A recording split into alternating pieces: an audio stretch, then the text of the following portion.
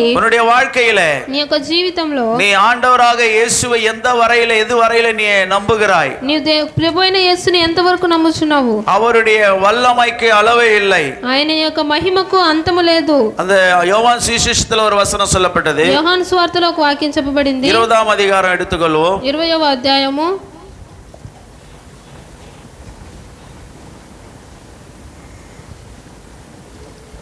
11வது வசனம் மரியாள் கல்லறையின் அருகே வெளியே நின்று அழுது கொண்டிருந்தாள். அப்படி அழுது கொண்டிருக்கையில் அவள் குனிந்து கல்லறைக்குள் பார்த்து இயேசுவின் சரீரம் வைக்கப்பட்டிருந்த இடத்திலே வெள்ளுடை தரித்தவர்களாய் 2 தூதர்கள் தலைமாட்டில் ஒருவரும் கால் மாட்டில் ஒருவரும் உட்கார்ந்திருக்கிறதை கண்டார். அவர்கள் அவளை நோக்கி, ஸ்திரியே, ஏன் அழுகிறாய் என்றார்கள். அதற்கு அவள், என் ஆண்டவரை எடுத்துக்கொண்டு போய்விட்டார்கள், அவரை வைத்த இடம் எனக்கு தெரியவில்லை என்றாள். அவைகளை சொல்லி பின்னாக திரும்பி இயேசு நிற்கிறதை கண்டாள். ஆனாலும் அவரை இயேசு என்று அறியாதிருந்தாள். இயேசு அவளை பார்த்து, ஸ்திரியே, ஏன் அழுகிறாய், யாரை தேடுகிறாய் என்று எண்ணி, ஐயா, நீர் அவரை எடுத்துக்கொண்டு போனதுண்டானால் அவரை வைத்த இடத்தை எனக்கு சொல்லும், நான் போய் அவரை எடுத்துக்கொள்ளுவேன் என்றாள். అయితే మరియా సమాధి బయట నిలిచి ఏడ్చుచుండెను. ఆమె ఏడ్చుచు సమాధిలో వంగి చూడగా తెల్లని వస్త్రములు ధరించిన 2 దేవదూతలు యేసు దేహము ఉంచబడిన స్థలములో తలవైపున ఒకడును కాలవైపున ఒకడును కూర్చుండుట కనబడెను. వారు, అమ్మ, ఎందుకు ఏడ్చుచున్నావని ఆమెను అడగగా, ఆమె, నా ప్రభువును ఎవరో ఎత్తుకొని పోయిరి, ఆయనను ఎక్కడ ఉంచిరో నాకు తెలియలేదని చెప్పాను. ఆమె ఈ మాట చెప్పి వెనుక తట్టు తిరిగి యేసు నిలిచి ఉండుట చూచెను గాని ఆయన యేసు అని గుర్తుపట్టలేదు. యేసు, అమ్మ, ఎందుకు ఏడ్చుచున్నావు, ఎవరిని వెతుకుచున్నావు అని ఆమెను అడగగా, ఆమె ఆయన తోటమాలి అనుకొని, అయ్యా, నీవు ఆయనను మోసుకొని పోయిన ఎడల ఆయనను ఎక్కడ ఉంచితువో నాకు చెప్పుము, నేను ఆయనను ఎత్తుకొని పోదునని చెప్పాను. 16వ వాక్యంలో యేసు அவளை நோக்கி மரியாளே என்றார். அவள் திரும்பி பார்த்து ரபூனி என்றாள். அதற்கு போதகரே என்று அர்த்தமாம். இயேசு அவளை நோக்கி, என்னை தொடாதே, நான் இன்னும் என் பிதாவினிடத்தில் ஏறி போகவில்லை. நீ என்னுடைய என் சகோதரிடத்துக்கு போய், நான் என் பிதாவினிடத்துக்கும் உங்கள் பிதாவினிடத்திற்கும் என் தேவனிடத்திற்கும் உங்கள் தேவனிடத்திற்கும் ஏறி போகிறேன் என்று அவர்களுக்கு சொல் என்றார். యేసు ఆమెను చూచి మరియా అని పిలిచాను. ఆమె ఆయన వైపు తిరిగి ఆయనను హెబ్రీ భాషతో రబూని అని పిలిచాను. ఆ మాటకు బోధకుడని అర్థము. యేసు ఆమెతో, నేను ఇంకను తండ్రి ఎద్దుకు ఎక్కిపోలేదు గనుక నన్ను ముట్టుకొనవద్దు.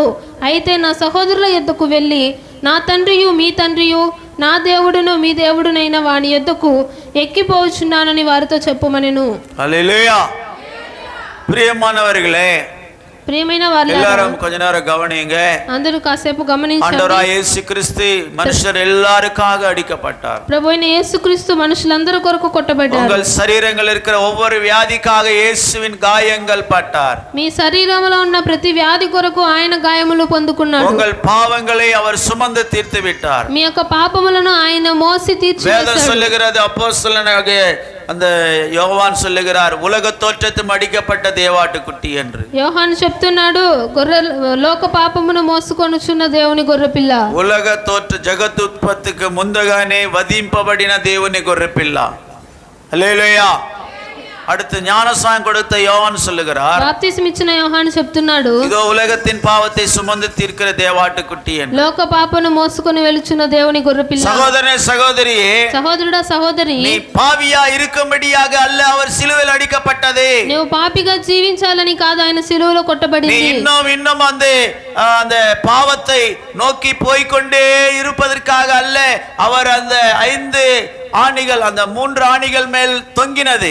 మీరు ఇంకా పాపములోనే జీవిస్తూ ఉండడానికి కోసం కాదు, ఆయన 3 మేకుల మీద వేలాడింది. நீ பரிசுத்தமாய் மாற வேண்டும் என்பதற்காகவே அவர் சரீரத்தில் ஒரு சொட்டு ரத்தம் கூட மீதி வைக்காமல் அவர் தன்னுடைய ரத்தத்தை எல்லாம் உங்களுக்காக சிந்தி இருக்கிறார். నీవు పరిశుద్ధంగా జీవించాలనే తన శరీరంలో ఒక బొట్టు రక్తము మిగిల్చుకోకుండా నీ కొరకు ఆయన కార్చి ఉన్నాడు. 6.5 లీటర్ ரத்தம் அவர் சரீரத்தில் இருந்து மொத்தம் கசிந்து அவர் ஊற்றப்பட்டது என்று சரித்திரம் சொல்லுகிறது. 6.5 లీటర్ల రక్తము ఆయన శరీరంలో నుంచి కార్చబడింది. பிரியமானவர்களே, அவர் தாகத்தாலே அவர் சிலுவையின் மேலே ஏறக்குறைய 17 மணி நேரம் அவர் அந்த சிலுவையில தொங்கினதாக சொல்லப்பட்டிருக்கிறார். 17 గంటల సేపు ఆయన దాహముతో సిలువ మీద వేలాడాడని చెప్పబడింది. அவர் மனுஷனுடைய பாடுகளை ஏற்றுக்கொண்டவராக அந்த சிலுவையை ஏறக்குறைய அந்த சிலுவையின் வெயிட் பார்க்கும்போது 150 கிலோவா இருக்கிறது. ఆయన మనుషుని యొక్క పాపములను మోసుకొని ఉన్నాడు. ఆ సిలువ మీద అది 150 కేజీలు ఉన్నది. அந்த சிலுவையினுடைய பாரம் 150 கிலோவாக அந்த பாரத்தை அவர் சுமக்க முடியாமல் சுமந்து தீர்த்ததாய் காணப்படுகிறது. ఆ 150 కేజీలు ఉంటున్న సిలువను ఆయన మోయలేక మోసి ఉన్నాడు. ஏறக்குறைய 15 அடி உயரமாயிருந்தது. 15 అడి ఉయరం. సుమారు 15 మీటర్ల ఎత్తు ఉన్నింది. మీటర్లు కాదు, అడుగులు. 15 అడుగులు. அதனுடைய அகலம் பார்க்கும்போது 8 அடியாம். దాని యొక్క వెడల్పు 8 అడుగులు. ஹல்லேலூயா.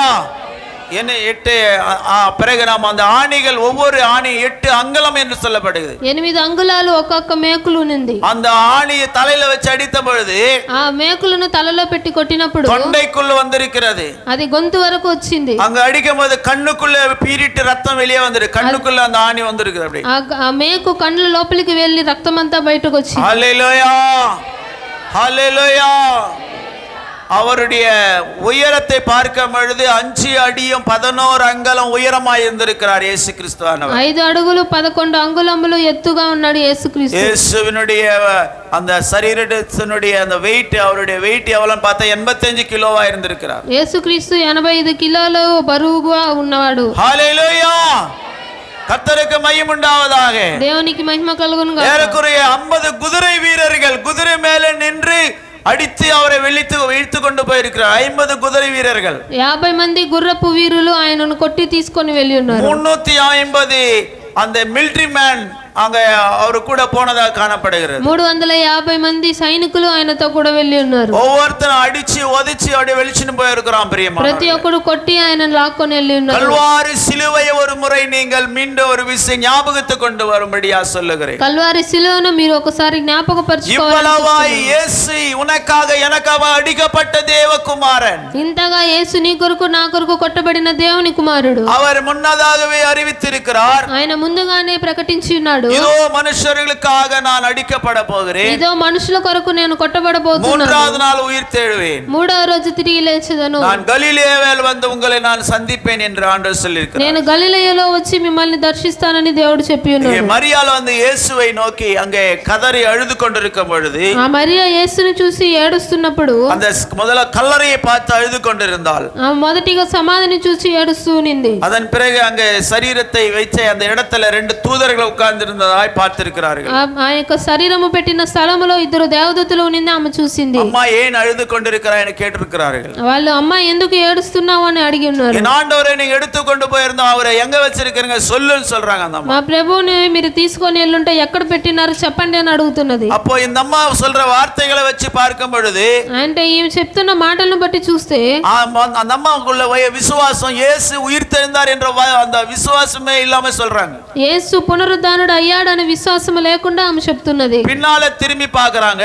వెనకాల తిరిగి చూస్తున్నారు. ஒருத்தர் நின்றுகிறாரு. ఒకరు నిలబడుకో ఉన్నారు. அவர்தான் இயேசு. ఆయనే యేసు. ஆனா அந்த அம்மா பார்த்து కానీ ఆమె చూసి அந்த அம்மாவை பார்த்து ஆண்டவர் சொல்றாரு, ఆమెను చూసి దేవుడు అంటున్నాడు, ஸ்திரீயே ஏன் அழுகிறாய்?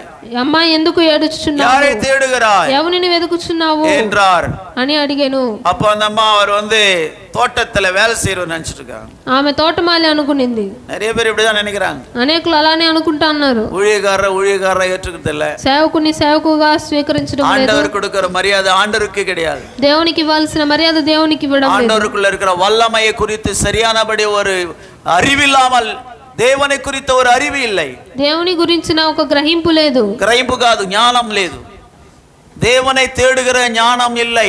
దేవుని వెతికే జ్ఞానం లేదు. கர்த்தருக்கு பயப்படுகிறது ஞானத்தின் ஆரம்பம் என்று வேதம் சொல்லுகிறது. దేవునికి భయపడడమే జ్ఞానానికి ప్రారంభం అని బైబిల్ చెప్తుంది. எப்போ கர்த்தருக்கு பயந்து அவரை தேடுகிறாயோ, నువ్వు ఎప్పుడు దేవునికి భయపడి ఆయన వెతుకుచున్నావో அப்பொழுது அந்த தெய்வத்துக்குள்ள காணப்படுகிற பாதுகாப்பு உனக்கு கிடைக்கும். అప్పుడు దేవుని దగ్గర నుంచి కాపుదల నీకు దొరుకుతుంది. இப்போ ரோமர் 8:11 சொல்லப்பட்டது போல உன்னுடைய சரீரம் கூட உயிர்ப்பிக்கப்படும். రోమా 8:11లో చెప్పినట్లు మీ శరీరం శరీరము కూడా పునరుద్ధానం அந்த చెందుతుంది. வசனத்தை ஒரு விசை வாசிப்போமாக. ఆ వాక్యాన్ని ఒకసారి చదువుకుందామా? இயேசுவை மரித்தோரிலிருந்து எழுப்பினுடைய ஆவி உங்களில் வாசமாய் இருந்தால் கிறிஸ்துவை மரித்தோரிலிருந்து எழுப்பினவர் உங்களில் வாசமாய் இருக்கிற தம்முடைய ஆவியினாலே சாவுக்கு ஏதுவான உங்கள் சரீரங்களை உயிர்ப்பிப்பார். మృతులలో నుండి యేసును లేపిన వాని ఆత్మ మీలో నివసించిన ఎడల మృతులలో నుండి క్రీస్తు యేసును లేపిన వాడు చావునకు లోనైన మీ శరీరములను కూడా మీలో నివసించుచున్న తన ఆత్మ ద్వారా జీవింపజేయును. హల్లెలూయా.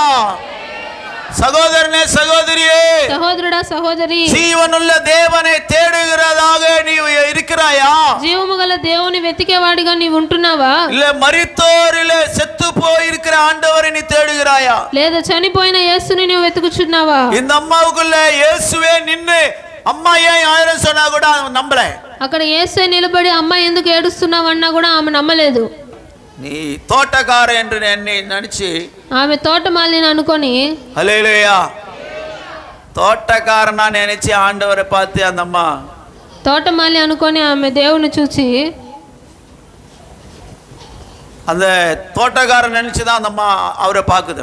ఆమె తోటమాలి అనుకొని ఆయన చూస్తా ఉంది. அவருக்கு சொல்றது, ఆయన చెప్తున్నది, ஐயா நீ எடுத்துன்னு போயிருந்தா சொல்லுங்க ஒரு வாட்டி. అయ్యా నీవు ఆయనను మోసుకొని పోయి ఉంటే చెప్పండి வச்சு ఒకసారి. எடுத்த கொஞ்சம் காட்டுங்க, நான் போய் பாக்குறேன். ఆయన ఎక్కడ ఉంచితో నాకు చెప్పు, నేను వెళ్ళి நான் போய் తీసుకుంటాను, எடுத்துக்கொள்ளுகிறேன். నేను వెళ్ళి తెచ్చుకుంటాను. இன்னும் இயேசுவே அந்த அம்மா பணமாதான் பார்த்துனுக்குது. இன்னும் ఆమె ఇంకా యేసును సౌముగానే చూస్తా ఉంది. இந்த அம்மா இன்னொரு அடக்காராதனை பண்ணுமான்னு தெரியல. ఈమె ఇంకో భూస్థాపన కార్యక్రమం జరిపిస్తాది తెలియదు కానీ ఈమె మళ్ళా అంటది, నేను మళ్ళా తీసుకుంటానయ్యా, నువ్వు ఏడబెట్టినావు ఆయన నిన్ను చెప్పయ్యా ఎత్తుకోపోతాను అంటున్నది.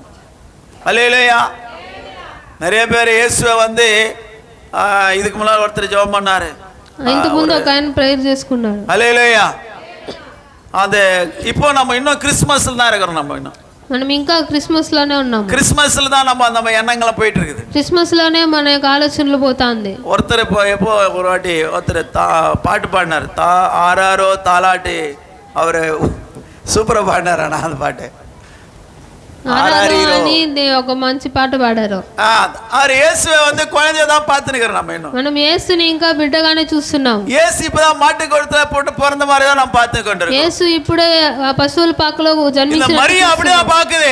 ఈ మరి అలానే చూసింది. செத்து போன இடத்துல வச்சு இடத்த போய் பாக்குது. அங்க செத்து போன அங்கதானே ஏசாமி பாடியை வச்சு அங்க சொல்லிட்டு அந்த இடத்த போய் பாக்குது. ఆ యొక్క శవము ఎక్కడైతే పెట్టారో అక్కడ వెళ్ళి చూస్తుంది. యేసు சகோதரனே சகோதரியே, సహోదరుడా సహోదరి, வசனம் என்ன சொல்லுகிறது? వాక్యం ఏం చెప్తున్నది? அவர் அந்த தாழ்த்தப்பட்டவர்களை அவர் குப்பையிலிருந்து எடுத்து సింహాసనத்து మేல் வைக்கிறார் என்று வசனம் சொல்லுகிறது. ఆయన ఎన్నిక లేని వాళ్ళని సింహాసనంలో కూర్చోపెడతాడు అని వాక్యం చెప్తున్నది. హల్లెలూయా. நீ எப்பேற்பட்ட தாழ்த்தப்பட்ட நிலைமையில் இருந்தால் இந்த வசனத்தை நீ விசுவாசித்தால் ஆண்டவர் உன்னை இப்படி பார்க்கறங்க, நாளைக்கு அப்படி பார்ப்பாங்க. నువ్వు ఎంత తగ్గించుకొని ఉన్న పరిస్థితిలో ఉన్నప్పటికీ నువ్వు దేవుని వాక్యాన్ని నమ్మినప్పుడు వాళ్ళు నిన్ను ఉన్నతమైన మనిషిగా చూస్తారు. వసనத்தை நீ விசுவாசித்தால் போதும். ఆ వాక్యాన్ని నువ్వు విశ్వసిస్తే చాలు. அந்த வசனம் ஜீவனும் ஆவியுமா இருக்கிறது. ఆ వాక్యము జీవమును ఆత్మగా ఉంటున్నది. இதோ இந்த மத்தியான நேரத்தில் உங்களுக்கு நாங்கள் சொல்லுகிற இந்த வசனம் என்னுடைய வசனமோ என் மகளுடைய வசனமோ அல்ல. ఈ రోజు మీ యొక్క మధ్యాహ్న కాల సమయంలో మేము చెప్తున్నది నా యొక్క వాక్యమో పాస్టర్ గారి వాక్యమో కాదు. வசனம் காது கொடுத்து கேளுங்க. ఈ వాక్యాన్ని మీరు చెవులారా వినండి. அங்கே அந்த லூக்காவுல சொல்லப்படுகிறது, లూకాలో చెప్పబడింది, ஐயோ வழியில நம்மோடு பேசிக்கொண்டு வசனத்தை எல்லாம் சொன்னாரே. 24:32ல வாசிக்கிறோம். 24:32లో చదువుతున్నాము. நீங்க என்ன விதைக்கிறீங்க அதை நீங்க அறுக்குறீங்க. మీరు ఏదైతే విత్తుతున్నారో అదే కోసుకుంటారు. நீங்க 12 மணிக்கு வந்ததனால நான் 2 மணி தான் முடிப்பேன். మీరు 12 గంటలకు వచ్చారు కాబట్టి నేను 2 గంటలకే ముగిస్తాను. அதனால இப்போ நான் வசனத்தை வாசிக்கல. అప్పుడు వారు ఆయన త్రోవలో మనతో మాట్లాడుచు లేఖనములను మనకు బోధపరచుచున్నప్పుడు మన హృదయము మనలో మండుచుండలేదా? ஹல்லேலூயா. வேத வாக்கியங்கள் நமக்கு விளக்கி காட்டின பொழுது நம்முடைய இருதயம் நமக்குள்ள கொழுந்து விட்டு எரியவில்லையா? లేఖనములను మనకు బోధపరచుచున్నప్పుడు మన హృదయము మనలో మండచుండలేదా? சகோதரனே சகோதரியே, நீ காது கொடுத்து கேட்டதானே அந்த வசனம் உங்களுக்குள்ள எரியும். సహోదరుడా సహోదరి మీరు చెవులారా వింటేనే కదా వాక్యం మీలో அங்க మండుచుంది. இயேசுவோடு கூட நடந்து போனாங்க எம்மாவூர் சீஷர்கள். எம்மாவூருக்காக போய் கொண்டு 2 பேர் சீஷர்கள். యమ్మా ఊరికి వెళ్తున్న 2 శిష్యులు இயேசு அவங்கள கூட போய் கொண்டிருக்கிறார். యేసు ఆయనతో కూడా వెళ్తున్నారు. அப்ப பேசிக்கொண்டே போறாங்க. ఆయన మాట్లాడుతూనే వెళ్తున్నారు. யாரை பத்தி பேசுறீங்க? ఎవరి గురించి మాట్లాడుతున్నారు? சீஷர்கள் சொல்றாங்க. ఆ శిష్యులు అంటున్నారు அவர் இயேசுவென்றே தெரிஞ்சுக்கல, உன்ன தெரிஞ்சுக்கலாம். వాళ్ళు కూడా యేసు అని వాళ్ళు ఇంకా గ్రహించలేదు. ஹல்லேலூயா. அங்கே வசனம் சொல்லுகிறது, ఆ వాక్యం చెప్తున్నది ஆனால் எங்கள் 24 அப்பொழுது அவருடைய கண்கள், அப்பொழுது அவர் அவர்களை நோக்கி எங்களில் சிலர் கல்லறைத்து போய் ஸ்திரீகள் சொன்னபடியே கண்டார்கள், அவரையோ காணவில்லை என்றார்கள். அப்பொழுது அவர் அவர்களை நோக்கி, தீர்க்கதரிசி சொன்ன யாவையும் விசுவாசிக்கிறதுக்கு புத்தி இல்லாத மந்த இருதயம் உள்ளவர்களே, கிறிஸ்து விதமாய் பாடுபடவும் தமது மகிமையிலே பிரவேசிக்க வேண்டியதில்லையா என்று சொல்லி மோசே முதலிய சகல தீர்க்கதரிசிகளும் எழுதின வேத வாக்கியங்கள் எல்லாவற்றிலும் தம்மை குறித்து சொல்லியவைகளை அவர்களுக்கு விவரித்து காண்பித்தார். அந்த தருணத்திலே தங்கள் போகிற கிராமத்துக்கு சமீபமானார்கள். அப்பொழுது அவர் அப்புறம் போகிறவர் போல காண்பித்தார். ஹல்லேலூயா. நான் சொல்றதை மட்டும் சொல்ல, டக்கு டக்குன்னு சொல்ல. అప్పుడు அவங்க எல்லாரும் நடந்து போய் கொண்டிருக்காங்க. అప్పుడు వాళ్ళందరూ నడిచి వెళ్తున్నారు. యేసు அவங்களோட கூட போனார். యేసు వారితో కూడా వెళ్ళాడు. அவங்க சொல்றாங்க, వాళ్ళు అంటున్నారు, உனக்கு தெரியாதா? నీకు తెలీదా? எங்க சிஸ்டர்ங்க எல்லாம் போய் பார்த்தாங்க. మా సిస్టర్లు వచ్చి చూశారు. அந்த கல்லறையில போய் பார்த்தா ఆ యొక్క సమాధిలో వెళ్ళి యేసు வைக்கப்பட்ட கல்லறை, యేసును పెట్టబడిన సమాధి அது காலியா இருக்குது. అది ఖాళీగా ఉంటున్నది. அவரை யார் தூக்கி போட்டாங்க தெரியல. ఆయన ఎవరు తీసుకెళ్లారో తెలియదు. அந்த சரீரம் காணாமல் நாங்க திரும்பி வந்துட்டோம். ఆ శరీరం కనబడకుండా మేము తిరిగి వచ్చేసాము அப்படின்னு சொல்லிட்டு வராங்களாம் అని చెప్తా వస్తున్నారు. ஆண்டவர் சொல்றாரு, అప్పుడు దేవుడు అంటున్నాడు, அந்த புத்தி இல்லாத மந்த இருதயம் உள்ளவர்களே, అవివేకులారా, கிறிஸ்து விதமாய் பாடுபடணும், క్రీస్తు ఇలాగ శ్రమపడి அவர் மகிமையில பிரவேசிக்கணும், తన మహిమలో ప్రవేశించుట, இதெல்லாம் நீங்க மோசேயினுடைய நியாயப்பிரமாண புத்தகத்துல படிக்கலையா?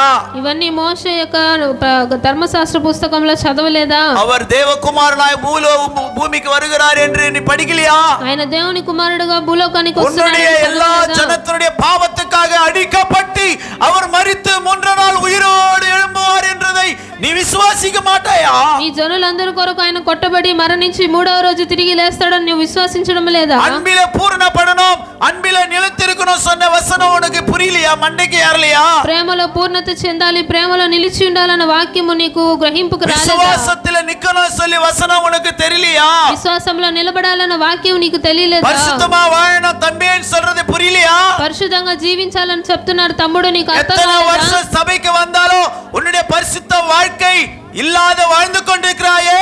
ఎన్ని సంవత్సరములు సంఘానికి వచ్చినా పరిశుద్ధ జీవితం లేకుండా மந்த ఉంటున్నావే. இருதயம் உள்ளவர்களே, మంద బుద్ధి గల వాళ్ళారా, அறிவு இல்லையா? బుద్ధి లేదా அப்படி சொல்றாரு ஆண்டவர். அங்க అని ఆ దేవుడు అంటున్నాడు. అక్కడ புத்தி இல்லையா? బుద్ధి లేదా? மந்த இருதயம், మంద హృదయము, மனசு மாத்த மாட்டியா? మనసు మార్చుకోలేవా? கர்த்தர் வசனத்துக்கு ஒப்பு கொடுக்க மாட்டியா? దేవుని వాక్యానికి నువ్వు అప్పగించుకోవా? அப்பொழுது ஆண்டவர் அப்புறம் போகிற போல காண்பித்தார். అప్పుడు దేవుడు మళ్ళీ వెళ్తున్నాడు. 28 ఇంతలో తాము వెలుచున్న గ్రామం దగ్గరకు వచ్చినప్పుడు ఆయన ఇంకా కొంత దూరము వెళ్ళునట్టు అగుపడగా, ఇంకా కొంత దూరం అப்புறம் போக போல அவர் காணப்பட்டாலும் இயேசு போகிறவர் போல காணப்பட்டாலும் இயேசு, அப்புறம் போகிறவர் போல காணப்பட்டாலும் இயேசு உன்மேலே நோக்கமாயுள்ளார், உன் நினைவெல்லாம் அவர் அறிவார், உன் மீது நோக்கமாயுள்ளார், உன் நினைவெல்லாம் அவர் அறிவார், காண்கின்றவர் உருவாக்கின்றவர், காண்கின்றவர் உருவாக்கின்றவர், தோளின் மேல் சுமக்கின்றவர், ஆமென், தோளின் மேல் சுமக்கின்றவர், அப்புறம் போக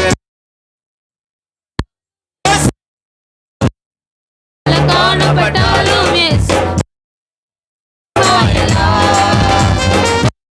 எல்லாம் அவர் அறிவார், உன் மேலே நோக்கமாயுள்ளார்,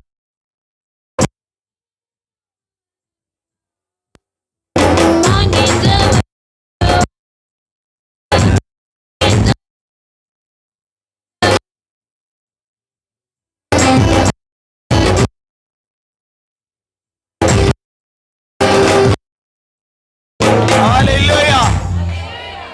அப்புறம் போகிறவர் போல அவர் காணப்பட்டார் என்று சொல்லப்படுகிறது. కొంత దూరం వెళ్ళునట్టుగా ఆయన అగుపడాడు అని చెప్పబడినది. அருமையான சகோதர சகோதரியே, ప్రియమైన సహోదరుడా సహోదరి, அருமையான இங்க உட்கார்ந்து இருக்கிற மணி அண்ணன் அவர்களுக்காக நான் கர்த்தரை ஸ்தோத்திரிக்கிறேன். ఇక్కడ కూర్చొని ఉంటున్న మన్ని అన్న గారి కోసం నేను దేవుని స్తుతిస్తున్నాను. அல்லேலூயா.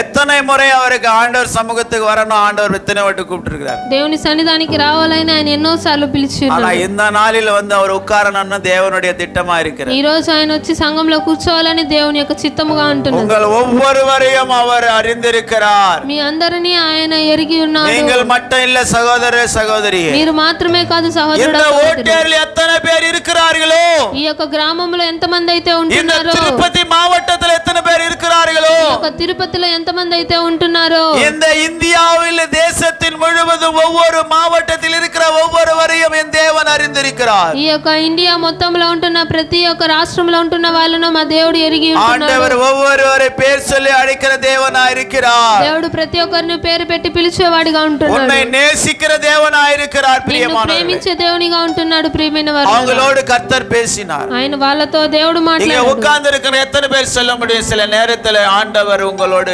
காதுல யாரோ பேசுற மாதிரி ஒரு சத்தம் கேட்கும். ఇక్కడ కూర్చున్న వాళ్ళు ఎంతమంది చెప్పగలుగుతారు, దేవుడు మాట్లాడినట్టు చెవులో చిన్న శబ్దం మీకు వినబడుతుంది. எத்தனை பேர் உங்களுடைய வாழ்க்கையில நீங்க அந்த சத்தம் கேட்டிருக்கீங்க, அவங்க மட்டும் கையெத்துக்கி அல்லேலூயா சொல்லலாம். ఎంతమంది ఆ శబ్దాన్ని విన్నారో చేతులెత్తి దేవుని స్తుతించండి. మీ మెల్లని స్వరముతో ఎవరో మాట్లాడినట్టుగా దేవుడు మీ అంతరంగ హృదయంలో నుండి దేవుడు మాట్లాడుతున్న స్వరం వినబడతా ఉంటుంది మీ జీవితాలలో. హల్లెలూయా.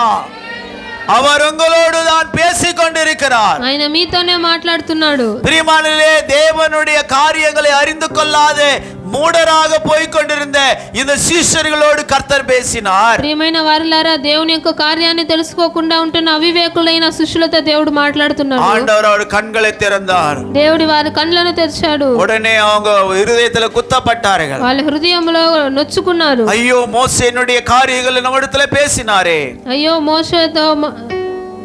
మోషే సమస్త ధర్మశాస్త్ర సంబంధమైన కార్యాలు మనతో మాట్లాడి ఉన్నాడే. హల్లెలూయా. మన கண்கள் நம்முடைய கண்கள் திறக்கப்படவில்லையே, మన యొక్క కళ్ళు நம்முடைய తెరవబడలేదు, இருதயம் கொழுந்து விட்டு எரியவில்லையே. మన యొక్క హృదయము మండలేదే. ஐயோ, అయ్యో, அந்த இருதயமா இருக்கிறார்களே. మంద హృదయాలుగా ఉంటున్నారే. அன்பான பிரியமான சகோதர சகோதரிகளே, ప్రియమైన సహోదరుడా సహోదరి, ஆண்டவராய் இயேசு கிறிஸ்துவானவர் ప్రభు అయిన యేసుక్రీస్తు వారు உன்னுடைய சுகத்தை கொடுக்கும்படி அவர் அடிக்கப்பட்டார். నీకు స్వస్థతనివ్వడానికి ఆయన కొట్టబడి ఉన్నాడు. ஏசாயாவின் தீர்க்கதரிசனம் 53:4 வசனம் சொல்லுகிறது, యెషయా 53వ అధ్యాయం 4వ వాక్యంలో చెప్తున్నారు, மெய்யாக அவர் நம்முடைய பாடுகளை ஏற்றுக்கொண்டு நம்முடைய துக்கங்களை சுமந்தார்.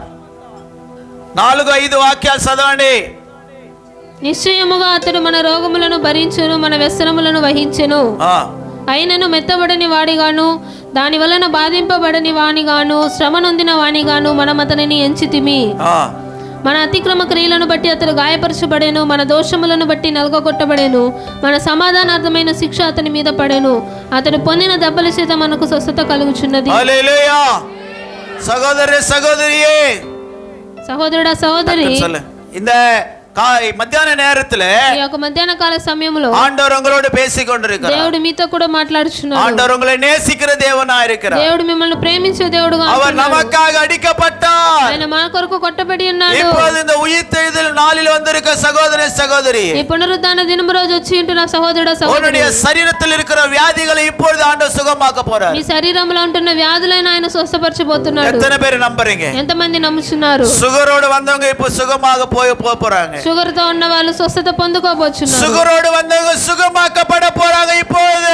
షుగర్ తో ఉంటున్న వాళ్ళు స్వస్థత పొందుకోబోచున్నారు ఇప్పుడు. ஏனென்றால் நாம் வாசிக்கிற ரோமர் 8:11 அப்படிதான் சொல்லுகிறது. రోమా 8:11 అలానే చెప్పబడినది. அவரை மரித்தோரிலிருந்து உயிர்த்தெழுந்த ஆவியானவர், మృతులో నుండి లేపిన ఆత్మ உங்களில் வாசமாயிருந்தால், మీలో నివసించిన ఎడల உங்கள் శరీరங்களை உயிர்ப்பிக்கிறார். మీ యొక్క శరీరాన్ని ఆయన జీవింపజేస్తున్నాడు. 38 வருஷமாய் ஒரு பயங்கரமான கால் வராமல் ஒரு குளத்தின் அருகே படுத்திருந்த ஒரு சப்பானி நோயாளியை ஆண்டவர் பார்க்கிறார். 38 సంవత్సరాలుగా ఒక ఆ యొక్క చెరువు దగ్గర పనుకొని ఉంటున్న వాడిని దేవుడు చూస్తున్నాడు. அந்த மனுஷனை பார்த்து ఆ యొక్క మనిషిని చూసి எழுந்து நட என்று சொல்லுகிறார். లేచి నడువు అని అంటున్నాడు. உடனே அவன் 38 வருஷமாய் கால் நடக்க முடியாமல் இருந்த அந்த முடவன் எழுந்து நடந்ததாக வசனம் சொல்லுகிறது. 35 సంవత్సరాలుగా నడవలేకుంటున్న కుంటివాడు లేచి அவர் வாயிலிருந்து புறப்படுகிற வசனம் அந்த மனுஷனுக்கு ஜீவனை கொடுத்தது. వారి నోటిలో నుంచి వచ్చిన వాక్యం ఆ మనిషికి జీవాన్ని కలుగజేసింది. ஒரு நூற்றுக்கு அதிபதி வந்து இயேசு கிட்ட வேண்டிக் கொண்டான். శతాధిపతి దేవుని దగ్గరకు వచ్చి వేడుకున్నాడు. ஆண்டவரே நீ என் வீட்டுக்கு வரதுக்கு நான் தகுதி இல்லை. మీరు మా ఇంటికి రావడానికి నేను యోగ్యుడను కాను. ஒரு வார்த்தை சொல்லும் கர்த்தாவே. ఒక మాట చెప్పండి ప్రభువా. என்னுடைய வேலைக்காரன் சுத்தமாக்கப்படுவான். నా పనివాడు వాడు స్వస్థత పొందుకుంటాడు. அந்த வேலைக்காரன் எங்க இருக்கிறான்? ఆ పనివాడు ఎక్కడ ஒரு ఉంటున్నాడు? 100-120 கிலோமீட்டர் தூரத்துல வியாதி படுக்கையில படுத்திருக்கிறான். 100 కిలోమీటర్ల దూరంలో వ్యాధితో పడుకొని ఉంటున్నాడు. ஆனால் ஆண்டவர் சொல்றாரு, కానీ దేవుడు చెప్తున్నాడు, உன்னுடைய விசுவாசம் నీ యొక్క విశ్వాసం உன்னை ரட்சிக்க கடவுது. నిన్ను రక్షించును நீ గాక. போ. నీవు వెళ్ళు. உன் வேலைக்காரன் சுகமாக்கப்பட்டிருப்பான். నీ పనివాడు స్వస్థత పొందుకొని ஒரு ఉంటాడు. வார்த்தை தான் ஆண்டவர் சொன்னார் சகோதரனே. ఒక మాటనే చెప్పాడు ప్రభువు. உடனே அந்த வேலைக்காரன் சுகமாக்கப்பட்டான். వెంటనే ఆ యొక్క పనివాడు స్వస్థతను పొందుకున్నాడు. 12 வருஷமாய் பெரும்பாடுள்ள ஸ்திரீயானவள் 12 సంవత్సరాలుగా రక్తస్రావణంతో ఉంటున్న స్త్రీ இயேசுவின் வஸ்திரத்தை தொட்டார். அப்படி యేసుని వస్త్రపు చెంగును ఆమె ముట్టింది. தொட்ட உடனே ఆమె ముట్టిన వెంటనే அந்த பெரும்பாடுள்ள ஸ்திரீ பெரும்பாடு நின்று போயிட்டுன்னு ఆ சொல்லப்படுகிறது. రక్తస్రావణము గల యొక్క స్త్రీ యొక్క రక్తస్రావణం ఆగిపోయి ఉంటుంది. ஹalleluya! இயேசுவின் வல்லமை புறப்படுகிறது. దేవుని యొక్క శక్తి అది బయలువెళ్తుంది. அவருடைய உயிர்த்தெழுதல் வல்லமை இங்கே ஒவ்வொரு தொட போகிறது. ఆయన పునరుత్థాన శక్తి ఇక్కడ ప్రతి ఒక్కరిని நீ తాకుతున్నది. விசுவாசத்தோடு இங்கே உட்காருவாயானால் నీవు విశ్వాసముతో ఇక్కడ కూర్చుంటే எத்தனை வருஷமாய் சுகர் வியாதி இப்பொழுது சுகமாக்கப்படும். అనేక సంవత్సరములు ఉంటున్న షుగర్ వ్యాధి ఇప్పుడు స్వస్థత உன்னுடைய பிபி పొందుకోవచ్చు. சுகர் எல்லாம் ஆண்டவர் தொட்டு சுகமாக்க ఈ வல்லவர். బీపీ షుగర్ అంతా దేవుడు తాకి స్వస్థపరచగలవాడు. தீராத நோய்களை சுகமாக்குகிற தேவன். ఆరని వ్యాధులను ఆయన స్వస్థపరుస్తున్నాడు. நீங்க ஒரு போட்டோவை பார்த்து கொண்டிருக்கிறீர்கள். ఇక్కడ ఒక ఫోటోలో చూస్తున్నారు. அந்த வால் போஸ்ட்ல பாருங்க, அந்த பேனர்ல ఆ బ్యానర్ ని చూడండి. ஒரு பெரிய பாறை பக்கத்துல தெல்லப்பட்டிருக்கிறது. ఒక రాతి పక్కన దొర్లింపబడి ఉన్నది. பெத்த బండ బయట వచ్చేది. அந்த உள்ள இருந்து இயேசு வெளியே வந்து நிக்கிறார் பாருங்க. ఆ లోపల నుంచి యేసు ప్రభు బయట వచ్చి నిలబడుతున్నాడు. செத்து போன பணத்தை எடுத்து உள்ள வச்சாங்க. మరణించిన శవాన్ని తీసుకెళ్లి లోపల యేసు పెట్టారు. உயிரோடு மகிமை சரீரமாய் எழும்பி வெளியே வந்திருக்கிறார். యేసు జీవముతో మహిమ శరీరముతో బయటికి వస్తున్నాడు. எபேசி 2:1 சொல்லப்படுகிறது. ఎఫెసీ 2:1 చెప్పబడుతున్నది. அக்கிரமத்தினால் பாவத்தினால் செத்து போன உங்களை అపరాధము చేత పాపము చేత చచ్చిన మిమ్ములను இயேசு உங்களை உயிரோடு எழுப்புகிறார். ఆయన మిమ్మల్ని జీవముతో లేపుచున్నాడు. நீ எப்பேற்பட்ட பாவத்திலே நீ பிடிபட்டிருந்தாலும் నీవు ఎటువంటి పాపములో పట్టబడి ఉన్నప్పటికీ இயேசுவே என்று கையை தூக்கி நீ ஜெபிப்பாயானால் యేసయ్యా అని నీవు చేతులెత్తి ప్రార్థన చేస్తే அவருடைய இரத்தம் உன் மேல் இப்பொழுதும் ஜீவனுள்ள இரத்தமாய் உனக்காக பரிந்து பேசிக் கொண்டிருக்கிறது. ఆయన యొక్క రక్తం ఇంకా జీవము కలిగి మీ కొరకు అది పరితపిస్తున్నది. சகோதரனே, సహోదరుడా, உன்னுடைய விசுவாச கண்கள் இப்பொழுது திறக்கப்படுவதாக. నీ విశ్వాసపు కళ్ళు ఇప్పుడు తెరవబడును உன்னுடைய గాక. மன கண்கள் திறக்கப்படுவதாக. నీ యొక్క మనోనేత్రాలు நீ తెరవబడును గాక. எத்தனையோ ஹாஸ்பிடலுக்கு போயிருக்கலாம். నీవు అనేక హాస్పిటల్ కి వెళ్ళి ఉండవచ్చు. எத்தனையோ டாக்டர் கிட்ட போயிருக்கலாம். ఎన్నో డాక్టర్ల దగ్గరికి మీరు వెళ్ళి ఉండవచ్చు. ஸ்கின் ஸ்பெஷலிஸ்ட் கிட்ட போயிருக்கலாம். స్కిన్ స్పెషలిస్ట్ దగ్గర వెళ్ళి ఉండొచ్చు. ஐ ஸ்பெஷலிஸ்ட் கிட்ட போயிருக்கலாம். ఐ స్పెషలిస్ట్ దగ్గర వెళ్ళి ఉండొచ్చు. அந்த பிறகு ENT டாக்டர் என்று சொல்லுகிறார்கள். ENT డాక్టర్ అని చెప్తున్నారు. ஏர் நோஸ் அண்ட் என்னது ENT throat, ear nose and throat. చెవులు, కళ్ళు, గొంతు. కన్ను, చెవులు, గొంతు. அல்லேலூயா. இந்த 3 விதமான ஸ்பெஷலிஸ்ட்க்கு போயிருக்கலாம் நீங்க. ఈ 3 విధములైన స్పెషలిస్ట్ దగ్గరికి వెళ్ళుండొచ్చు మీరు. அல்லேலூயா. சில வருஷங்களாக చాలా సంవత్సరములుగా நான் இந்த தொண்டையில தான் பேசிக் கொண்டிருக்கிறேன். నేను ఈ గొంతుతోనే మాట్లాడుతున్నాను. எத்தனையோ முறை எனக்கு தொண்டை இன்ஃபெக்ஷன் வந்திருக்கிறது. ఎన్నో సార్లు నాకు గొంతు ఇన్ఫెక్షన్ అయ్యింది. I will not never I was not gone to that doctor ENT. ENT doctor దగ్గరికి నేను ఎప్పుడు వెళ్ళలేదు. ஆமென் சொல்லுவோமாக. ఆమేన్. ஹalleluya. இயேசுவின் இரத்தம் என்ற இந்த விசுவாசத்தோட எண்ணெயை நாங்கள் பூசி சுகமாக்கப்பட்டிருக்கிறோம். యేసు రక్తం అని చెప్పి యొక్క నూనెని విశ్వాసంతో మేము పూసుకొని దాని స్వస్థత మణి పొందుకున్నాము. అన్నగారికి ఈ రోజు స్వస్థత దేవుడు ఇవ్వబోతున్నాడు. நீ விசுவாசித்து இப்பொழுது நீ ஜெபம் பண்ண போற நான் உங்களுக்காக. నేను విశ్వాసిస్తే నేను ఇప్పుడు ప్రార్థించబోతున్నాను మీకు. இந்த எண்ணெய் இயேசு ரத்தமா உன் வாயில ஊற்றப்படும். ఈ యొక్క నూనె యేసు రక్తముగా మీ నోటిలో உன் சுகர் எல்லாம் சுகமாக்கப்படும். మీ షుగర్ అంతా స్వస్థత పొందుకుంటుంది. எப்பேற்பட்ட வியாதிஸ்தரானாலும் இன்றைக்கு எடுக்க போகிற ராபோஜன பந்தியிலே நீங்கள் பங்கேற்கும் பொழுது உங்கள் சரீரத்திலே வியாதிகள் நீக்கப்படுவதாக. ఈ యొక్క బలారాధనలో పాలు పొందినప్పుడు మీ శరీరంలో వ్యాధులంతా తొలగింపబడుతున్నది. హల్లెలూయా. పునరుద్ధానుడైన ప్రభువు మన మధ్య సంచరించుచున్నాడుగా. పునరుద్ధానుడైన ప్రభువు మన మధ్య ఉన్నాడుగా. ఆయన కారం ఉన్నదిగా. కనికరమాకు సమీపముగా తీరుచు ఉన్నదిగా. రండి త్వరగా విశ్రాంతిని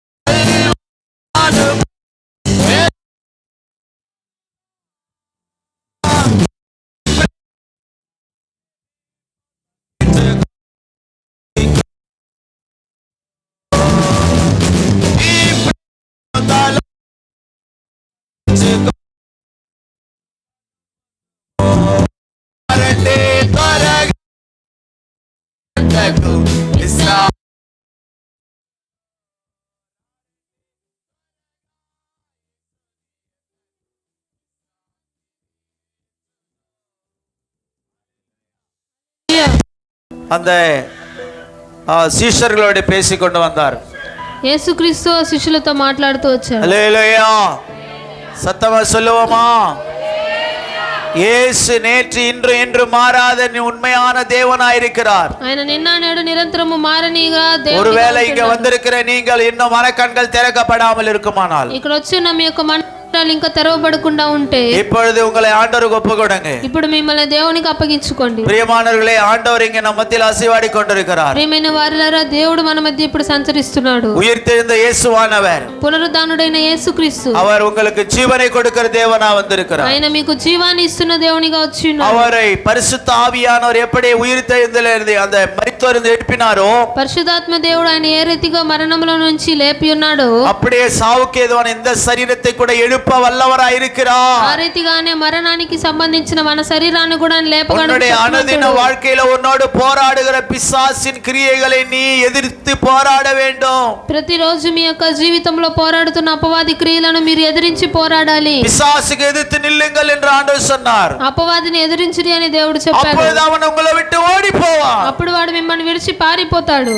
உலக ஆசைகள், లోక ఆశలు, மாம்ச இச்சைகள், శరీర ఆశలు, கண்ணின் இச்சை, నేత్ర ఆశ, ஜீவனத்தின் பெருமை, జీవపుడంబము, இவைகளை நீங்க எதிர்க்க வேண்டும். వీటిని మీరు ఎదిరించాలి. சகோதரனே சகோதரியே, సహోదరుడా సహోదరి, பிசாசுக்கு சம்பந்தப்பட்டதான అపవాదికి సంబంధించిన மாம்சீக கிரியைகளை శరీర క్రియలను நீங்க எதிர்க்க வேண்டும். మీరు ఎదిరించాలి. ஆவின் கனிகள் கொடுக்க வேண்டும். ఆత్మీయ ఫలాన్ని మీరు ఫలించాలి. எப்போது உங்களுடைய இருதயத்தில் அன்பு இருக்க வேண்டும். ఎప్పుడు మీ హృదయంలో ప్రేమ ఉండాలి. யார் மேல கசப்பு விரோதம் வைத்துக் கொள்ளாதிருங்கள். ఎవరి మీద ద్వేషము పగ పెట్టుకోకుండా ஒருவர் உங்களுக்கு தீமை செய்தால் அவர்களுக்கு நன்மையை செய்ய படியுங்கள். ఒకరు మీకు చెడు చేసినప్పటికీ వానికి మంచి చేయడానికి నేర్చుకోండి. ஏனென்றால் இருக்க போறது கொஞ்ச காலம். ఎందుకంటే మనం జీవించుచున్న జీవితం కొద్ది రోజులే. இயேசு அதி சீக்கிரமா வந்து கொண்டிருக்கிறார். దేవుడు చాలా త్వరగా వస్తున్నాడు. அல்லேலூயா.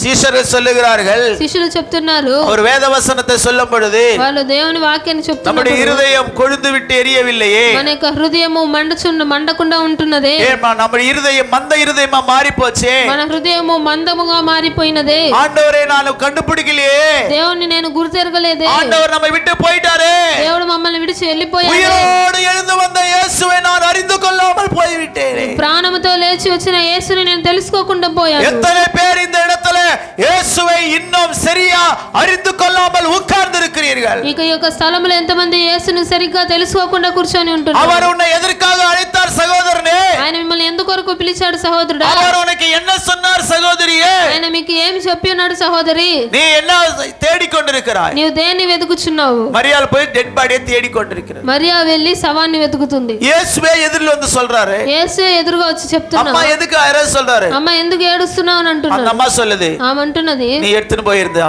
నువ్వు ఒకవేళ ఎత్తుకొని వెళ్ళుంటే அதை எனக்கு கொடுத்துரு, దాన్ని నాకు ఇచ్చేయి, நான் போய் அடக்க ஆராதனை பண்ணிக்கிறேன். నేను వెళ్ళి భూస్థాపనం చేసుకుంటాను. இதுதான் இருக்குது எல்லாத்துக்கும். ఇదే ఉంది అమ్మ, எல்லா இருதயத்திலும் தான் இருக்குது. అందరి హృదయంలో అదే ఉంది. உயிரோடு இருக்கிறவரை தேடுறதில்ல, ప్రాణంతో వెళ్ళి వెతకడం లేదు. அவரு செத்து போனவரை தான் பார்த்துன்னுக்குறாங்க. ఆయన చనిపోయిన వాడిగానే చూస్తున్నారు. மேரி மேரி கிறிஸ்மஸ் தான் பார்க்கறாங்க. మేరీ మేరీ క్రిస్మస్ చూస్తున్నారు. இன்னும் இயேசு பிறந்த குழந்தை தான் காட்டி பார்த்துன்னுக்குறாங்க நிறைய. యేసు ఇంకా పుట్టి బిడ్డగానే చూస్తున్నారు. அவர் அதி சீக்கிரமாய் மத்திய வானத்துல வெளிப்பட போகிறார். ఆయన అతి త్వరగా మధ్యాకాశంలో రాబోచున్నాడు. அவர் ராஜாதி ராஜாவா வந்து கொண்டிருக்கிறார். ఆయన రాజులకు రాజుగా వస్తున్నాడు. அவர் வெள்ளை குதிரையின் மேலே அவர் வந்து கொண்டிருக்கிறார். ఆయన తెల్లని గుర్రము మీద ఆయన వస్తున్నాడు. இந்த பூமியில் இருக்க ஒவ்வொருவரையும் நியாயம் தீர்க்கும்படியா வருகிறார். ఈ లోకములో ఉంటున్న ప్రతి ఒక్కరికి న్యాయము తీర్చడానికి ఆయన వస్తున్నాడు. தேவனுடைய வசனங்களை அவர்கள் நினைவு கொள்ளாமல் போனார்கள். దేవుని యొక్క వాక్యాలను వారు గుర్తెరగలేకపోయారు. அப்படி நீங்க இருக்கிறீங்களா? ఆ రీతిగా మీరు ఉంటున్నారా? நாட்டிகம வசனத்தை கேக்குறீங்களே, ఆదివారము వాక్యాన్ని వింటున్నారే, டெய்லி கூட வசனத்தை கேளுங்க. రోజు కూడా వాక్యాన్ని వినండి. என்னுடைய இந்த வசனங்கள் அந்த யூடியூப்ல இருக்கிறது. మేము చెప్తున్న వాక్యములు యూట్యూబ్ లో ఉంటున్నది. 2019 இருந்து நாங்க இந்த வசனங்களை வச்சிருக்கிறோம். இந்த கொரோனா எப்போ வந்ததோ அப்போ எங்களுக்கு வந்து யூடியூபை கத்து கொடுத்தது.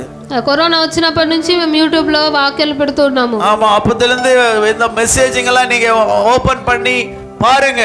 వాక్యాలన్నీ మీరు ఓపెన్ చేసి చూడండి. அந்த வசனம் என்ன சொல்றாரு ஆண்டவரை கேளுங்க. వాక్యం దేవుడు ఏం మాట్లాడుతున్నాడో వినండి. நம்முடைய கண்கள் திறக்கப்படணும் பிரியமானவர்களே. మన యొక్క కళ్ళు తెరవపరచబడాలి.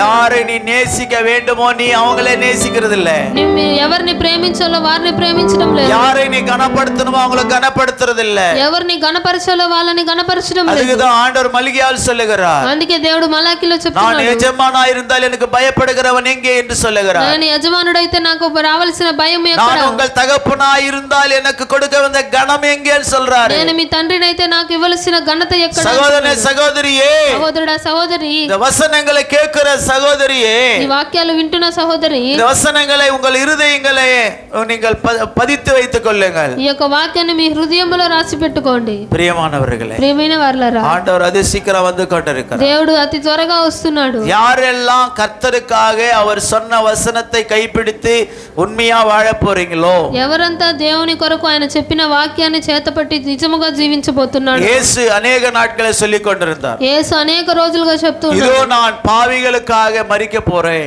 ఇదో నేను పాపుల కొరకు మరణించబోతున్నాను, மூன்றாம் நாள் உயிரோடு எழும்புவேன், మళ్ళీ నేను తిరిగి లేస్తాను, மூன்றாவது நாள் మూడవ రోజు புனருத்தானுடுగా உயிரோடு எழும்புவேன். పునరుద్ధానుడుగా లేయబోతున్నాను. நிறைய பேர் நம்பவே இல்ல. అనేకులు నమ్మలేదు. கூட இருந்த சீஷர்களே நம்பல. కూడా ఉన్న శిష్యులే నమ్మలేదు. அல்லேலூயா. போய் அவர் பணத்தை தான் தேடினாங்க. వెళ్ళి వాళ్ళు శవాన్ని వెతికారు. జీవనుள்ள தேவனை, జీవము కలిగిన దేవుణ్ణి மரித்தோர் இடத்துல ஏன் போய் தேடுற? మరణించిన వారి దగ్గర ఎందుకు వెతుకుతున్నారు? அல்லேலூயா. அவர் உனக்கு வல்லமை உள்ள தேவனாய் இருக்கிறார். ఆయన శక్తి కలిగిన దేవుడుగా ఉంటున్నాడు. உன்னுடைய சத்துருக்கள் ஒரு வழியாய் எழும்பி வருவார்களாம். శత్రువులు మీ మీదకి ఒక్క మార్గంలో లేచి వస్తారు. தேவன் உன்னோடு இருக்கிறபடினாலே దేవుడు నీతో ఉన్నాడు కాబట్టి 7 வழியில சிதறுண்டி ஓடி போவார்கள். 7 మార్గాలలో వాళ్ళు పారిపోతారు. ஹalleluya. உன்னை சுகமளிக்கிற தேவன் உயிரோடு இருக்கிறார். నిన్ను స్వస్థపరిచి యేసు సజీవముగా ఉంటున్నాడు. நீ ஏன் வியாதியை பார்த்து பயப்படுகிறாய்? నువ్వు ఇంకా ఎందుకు వ్యాధిని చూసి భయపడుతున్నావు? சத்துருவை பார்த்து ஏன் பயப்படுகிறாய்? శత్రువుని చూసి ఎందుకు இந்த భయపడుతున్నావు? தலையில் இருக்கிற ஒரு முடி கூட அவர் சித்தம் இல்லாமல் விழாது என்று சொன்னாரே. నీ యొక్క తల వెంట్రుకలు కూడా ఆయన చిత్తం లేకుండా రాలిపోదని చెప్పి ఉన్నాడే. அப்ப ஏன் உனக்கு விசுவாசம் வரலையா? అప్పుడు ఎందుకు నీకు ఇంకా విశ్వాసం రాలేదా? ஆண்டவரே, எனக்கு நீ இந்த வியாதி அனுமதித்தீரா? దేవా, ఈ యొక్క వ్యాధిని అనుమతించావా? இதோ இந்த வியாதியை என்னிருந்து எடுத்து போடும். అయ్యా ఈ యొక్క వ్యాధి నా యొద్ద నుంచి తీసివేయము. அந்த குஷ்டரோகிகள் சொன்னார்கள், ఆ కుష్ఠరోగులు చెప్పారు, கர்த்தாவே உமக்கு சித்தமான எல்லாம் சுத்தமாக்கு என்று ஜெபம் பண்ணினார்கள். దేవా నీ చిత్తమైతే మమ్మల్ని స్వస్థపరచను ప్రార్థించు. ஆண்டவர் கையை நீட்டினார். దేవుడు తన చేతులు చాపాడు. எனக்கு சித்தம் உண்டு, நீ சுத்தமாக. నాకు చిత్తమే, నీవు శుద్ధిపరచబడు. உடனே குஷ்டரோகம் நல்லாயி போச்சு. ఈ యొక్క కుష్ఠరోగము బాగుపరచబడింది. 38 வருஷமா இருந்த அந்த குளத்தின் அருகிலே 38 సంవత్సరాలుగా ఆ యొక్క కోనేటి దగ్గర ఉన్నాడు. ஆண்டவர் அவனை எழுப்பி வீட்டுக்கு அனுப்பினாரு. దేవుడు వాడిని లేపి ఇంటికి పంపించాడు. ஒரு 18 வருஷமா கூனியா இருந்த ஒரு அம்மா, 18 సంవత్సరాలుగా గూనురాలైన ఒక స్త్రీని அந்த சகோதரியை ஆண்டவர் தொட்டார். ఆ సహోదరుని దేవుడు ముట్టి ఉన్నాడు. இதோ உன் பலவீனம் உன்னை நீங்கியது, நல்லா நடன்னு சொன்னாரு. నీ బలహీనత తొలగిపోయింది, నీవు నేరుగా నిలిచి నడువుమన్నాడు. அம்மா நல்லா நேரா நின்னாங்க. ఆమె నేరుగా చక్కగా నిలబడి 18 வருஷமாய் கூனியா இருந்துட்டாங்க. 18 సంవత్సరాలుగా ఆమె గూనురాలుగా ఉంది. வாழ்க்கையில என்ன வியாதியோடு நீ வந்திருக்கிறாய்? ఈ జీవితంలో ఏ వ్యాధితో వచ్చి ఉన్నావు? எத்தனை வருஷமா அந்த வியாதி உன் பின்தொடர்ந்து? ఎన్ని సంవత్సరాలుగా ఆ వ్యాధి మిమ్మల్ని వెంబడిస్తున్నది? இன்றைக்கு இந்த உயிர்த்தெழுந்த இயேசு உனக்குள்ள வரப்போகிறார். ఈ పునరుద్ధానుడైన యేసు ఈ రోజు మీలోనికి రాబోతున్నాడు. இந்த உயிர்த்தெழுந்த இயேசு உனக்குள்ள ஏற்றுக்கொள்ளும் பொழுது, పునరుద్ధానుడైన యేసుని మీరు అంగీకరించినప్పుడు அந்த வியாதி இப்பொழுது வெளியே போகிறது. ఆ వ్యాధి మిమ్మల్ని విడిచి వెళ్ళిపోబోతున్నది. விசுவாசம் உள்ளவர்கள் எல்லாம் எழுந்து நிற்போமா? విశ్వాసం ఉన్నవాళ్ళుగా లేచి నిలబడదామా? இப்பொழுதே கர்த்தர் உன்னை தொடுகிற நேரம். ఇప్పుడు దేవుడు మిమ్మల్ని తాకబోచున్న సమయం. ஆண்டவர் உன்னோடு பேசிக் கொண்டிருக்கிறார். దేవుడు మీతో మాట్లాడుచున్నాడు. கர்த்தருடைய வல்லமை இறங்கிக் கொண்டிருக்கிறது. దేవుని యొక్క శక్తి దిగుచున్నది. வல்லமையான தேவன் நம்ம மத்தியில் அசைவாடி கொண்டிருக்கிறார். శక్తి కలిగిన దేవుడు మన మధ్య సంచరిస్తున్నాడు. சுகமளிக்கிற தேவன் வந்திருக்கிறார். స్వస్థపరిచే దేవుడు మన మధ్య వచ్చి ఉన్నాడు. எல்லா கண்களை மூடி అందరూ కళ్ళు మూసి அவரை நோக்கி பார்ப்போமாக. ఆయనను తేరి చూద్దామా? எல்லாரும் கண்களை நோக்கி பார்ப்போம். అందరూ దేవుని వైపు తేరి చూడండి. ஹalleluya.